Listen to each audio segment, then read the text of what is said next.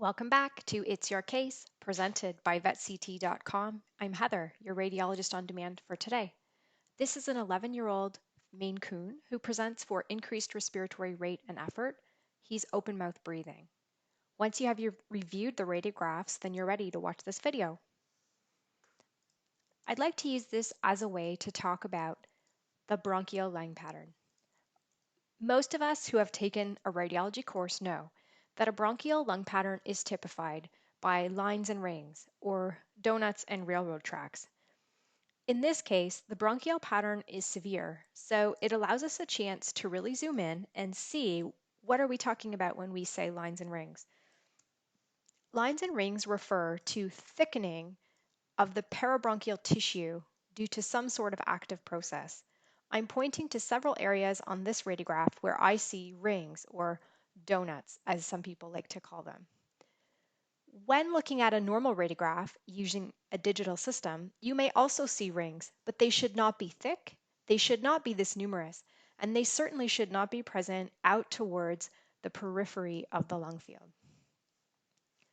When we look for lines on the radiograph, or railroad tracks or tram lines, these often are harder to find and may not show up as well. Catching a thickened airway end on, creating a donut or a ring, is much more likely than catching a thickened airway in a longitudinal plane, which results in two parallel lines that we call railroad tracks or tram lines. Here's an example of one such railroad track or tram line. But generally, I find when I'm looking for lines and rings, I'm much more likely to find donuts or rings than I am to find lines. So I think we can all agree that in this case, we have a severe bronchial lung pattern, as we're seeing these lines and rings everywhere. I also see an opacity here. This structure is triangular in shape, and it has border effacement or silhouetting with the heart, which means that I can't distinguish where this structure ends and where the heart begins. That means that it's in contact with the heart. Based on the shape and location, combined with the fact that this is a cat and it has a severe bronchial pattern, I'm quite sure that this is collapse of the right middle lung lobe. This can be further confirmed by using location, because here I see a thin pleural fissure line, which is the expanded right cranial lung lobe contacting the right caudal lung lobe.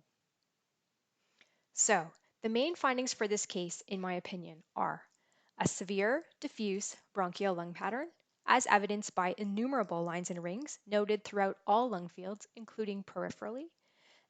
We can also see some findings of pulmonary hyperinflation. This includes flattening of the diaphragm, extension of the lung fields to the level of L1, and on the VD view, subjectively, you may even find that the ribs are a little bit wider spaced than normal.